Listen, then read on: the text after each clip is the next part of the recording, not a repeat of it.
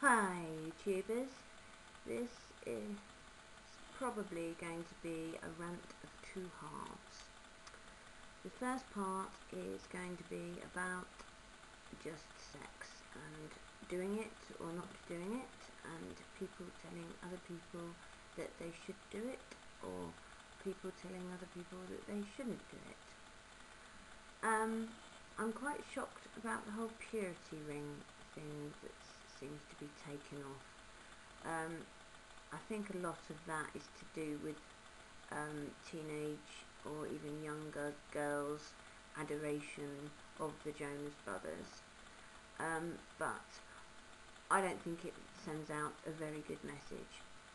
The whole idea of feminism is that women had equality with men, that we had the right to go out, not being married, and have sex with whoever we wanted and not be penalised for it.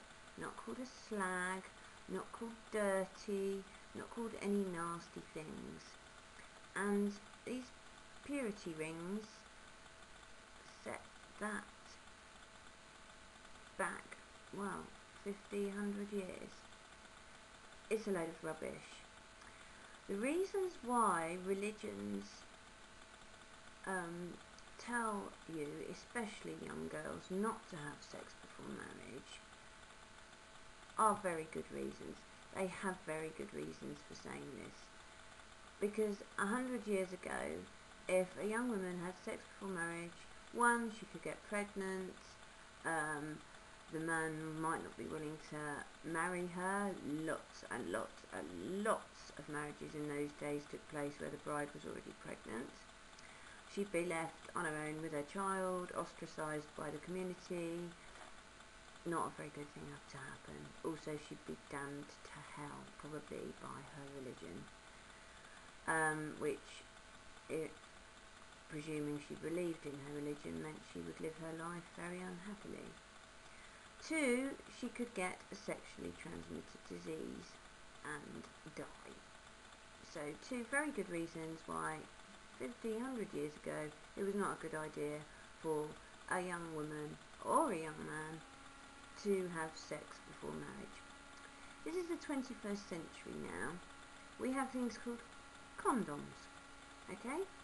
Now, correctly used, a condom is extremely effective at preventing the spread of sexually transmitted diseases, and extremely effective at preventing unwanted pregnancies. This is one thing that I think the church needs to update itself on. Any church, any of the world religions. If you use a condom and you use it correctly, you won't get an STD and you won't get an unwanted pregnancy. It stops that from happening, and therefore there is no worry.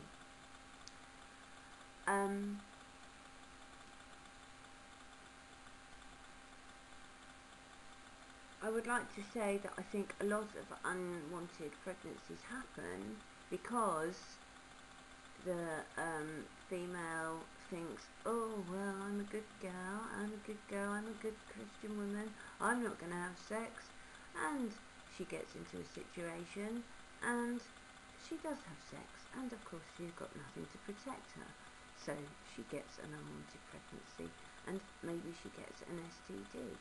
This is one of the reasons why there are so many unwanted pregnancies. Definitely this happens. I've heard of quite a few cases myself. I also must say that having grown up in the AIDS era, it was rammed down our throats. You do not have sex, even oral sex, without a condom. We had collections of condoms. We collected condoms like, like sort of teenage Pokemon cards. We were teenagers. We were sort of 16 upwards. So it was legal for us to have sex. But we collected. There are lots of different condoms out there, and we collected them. We wouldn't have dreamt of having sex without a condom.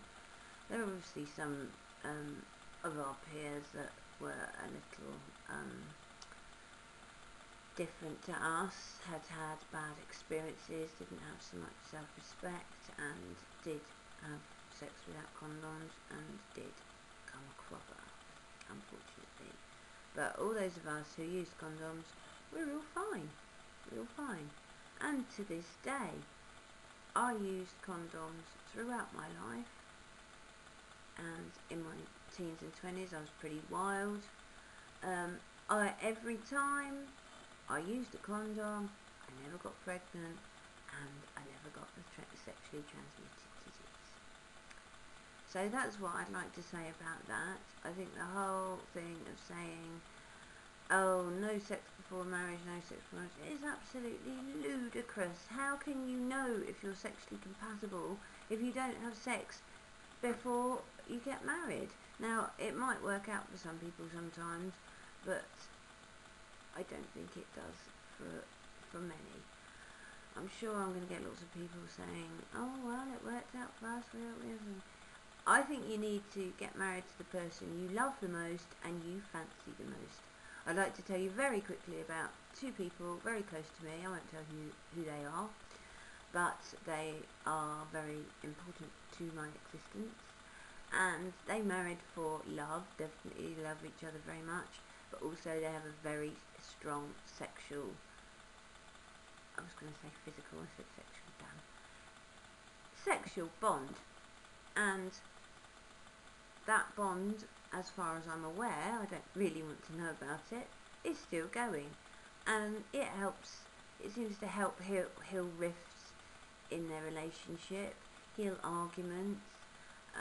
It's like always a nice way of making things better, as well as talking. After all the talking has been done, it's a nice way of sealing your pact.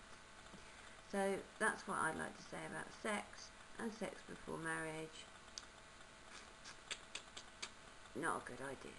Not a good idea to not carnally know the person that you're going to spend the rest of your life with without having sex with them first. And here is more proof for that. There are more divorces that take place in the Bible Belt than any other area of America. The divorce rate is higher in the Bible Belt than any other area of America, and you can check that out. And that's what I put it down to.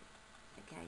Sexual incompatibility, because they couldn't have known. My next video, I'm going to talk more about condoms and why they're so brilliant.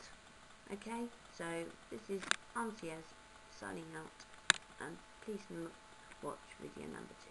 Thank you.